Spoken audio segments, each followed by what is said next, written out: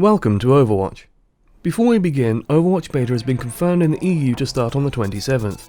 While I've had no direct confirmation, as far as I know nobody has, I'm optimistic. An exact plan of action is in the works, but assuming everything works out, expect regular streaming and regular content at the very least. Now, before that announcement struck, I was working on this little video. I want to do something a little bit fun. I'm going to make 5 predictions that will happen during the beta. Things like community opinion around certain characters, and if they're overtuned or undertuned. These are based off my own thoughts on how a game develops over time, and I'll provide reasoning for why I make these predictions as we go forward. Also, this isn't to say there can't be a grain of truth to these complaints if they do occur, more expectations based on how people learn. Number the first. Bastion is overpowered. People will get past this one fairly quickly, but I can see people running up to this conclusion rapidly. This is because Bastion, more than anyone, puts the onus of learning how to beat him on the aggressor. Setting up in an okay location is simple for Bastion, and then you just hold down the left mouse button and murder people.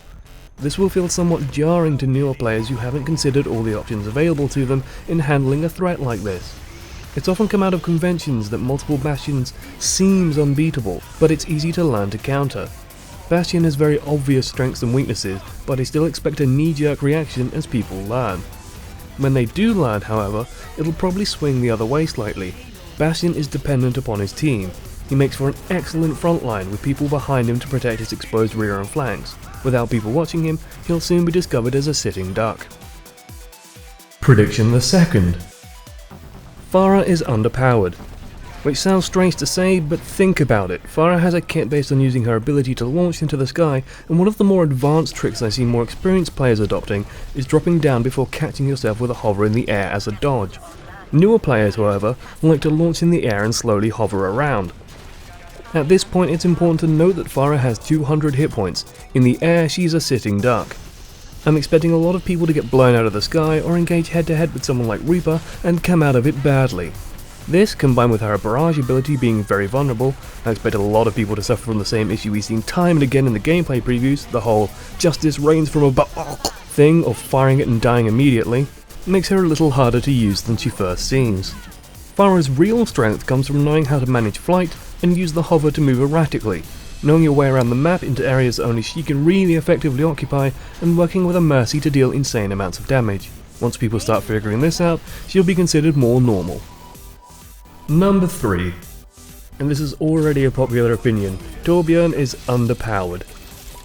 This is something people have been worried about for absolutely ages. It's also interesting to note that he's seldom played at conventions.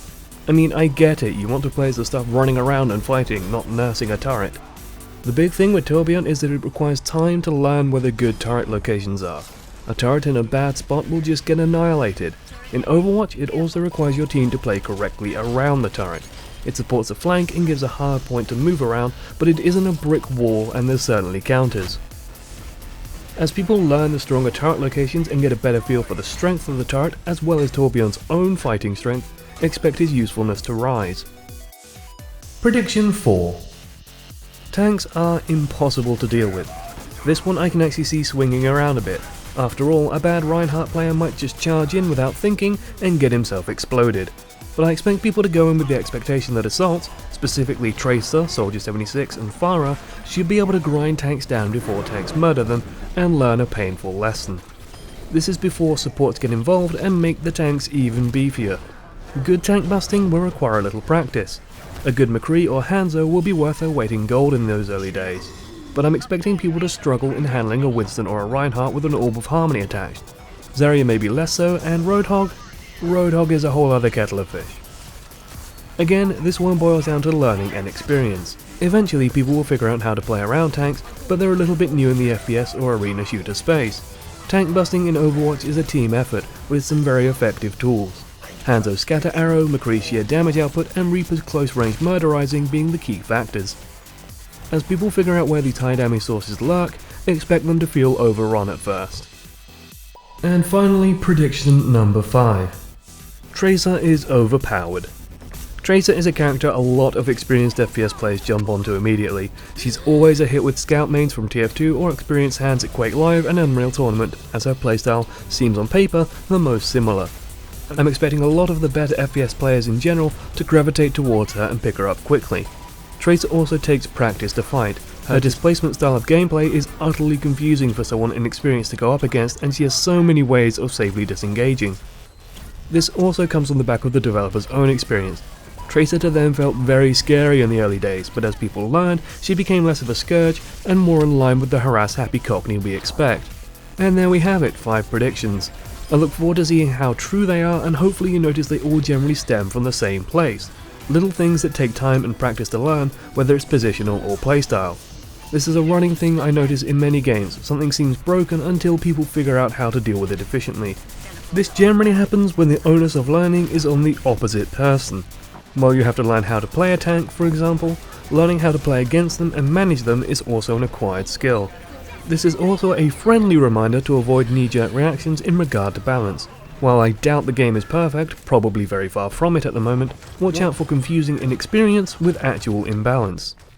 Thanks for watching to the end. I have been one channel amongst many, and I hope you enjoyed the video. I'll also mention now that, again, assuming everything works out, I'll be happy to take questions regarding the game aspects in the beta. One video series I'm keen to work on is a mailbag where I pick out viewer requests and try to answer various questions. I'll probably set up an email account for it specifically, but for now, throw some in the comments, it can't hurt. Also, I'm curious to see if you think there's something I missed, or if you have any other concerns regarding balance in the beta, whether you're just speculating or it's based on experience from a convention. And I'm looking forward to being possibly totally wrong on all 5 of these. Toodles.